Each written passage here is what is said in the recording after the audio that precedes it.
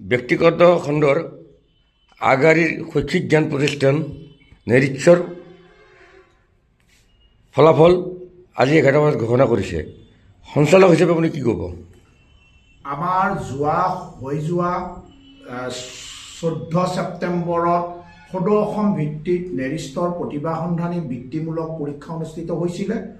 অসমৰ প্ৰতিখন জিলাত সৰ্বমুঠ 35খন জিলাত আমাৰ 55,000 ছাত্ৰ ছাত্ৰীয়ে অংশগ্ৰহণ কৰিছিলে আৰু এই 55,000 ছাত্ৰ ছাত্ৰীৰ পৰা 3,600 ছাত্ৰ ছাত্ৰীয়ে কৃতজ্ঞতা লাভ কৰিবলৈ সক্ষম হৈছে আৰু বৃত্তিৰ মাননি পাবলৈ সক্ষম হৈছে।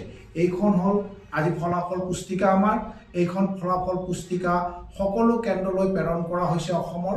লগতে তেওঁলোকৰ ছাত্ৰ ছাত্ৰীৰ প্ৰমাণপত্ৰ প্ৰেৰণ কৰা হৈছে। প্ৰতিখন স্কুলৰ প্ৰতিটো কেন্দ্ৰলৈ প্ৰেৰণ কৰা হৈছে আজিৰ তাৰিখত।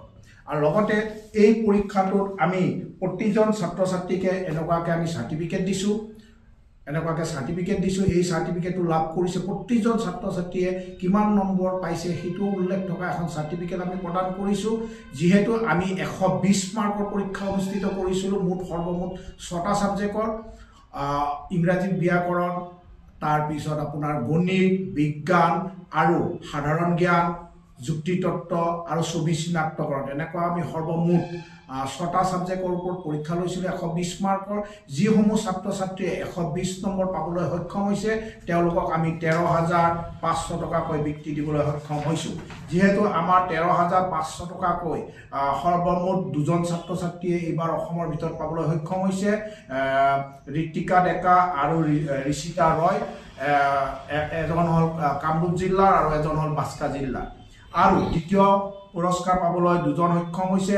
এজন হ'ল আপোনাৰ যুচিকা শইকীয়া আৰু এজন হ'ল চিয়াৰ আলম খান।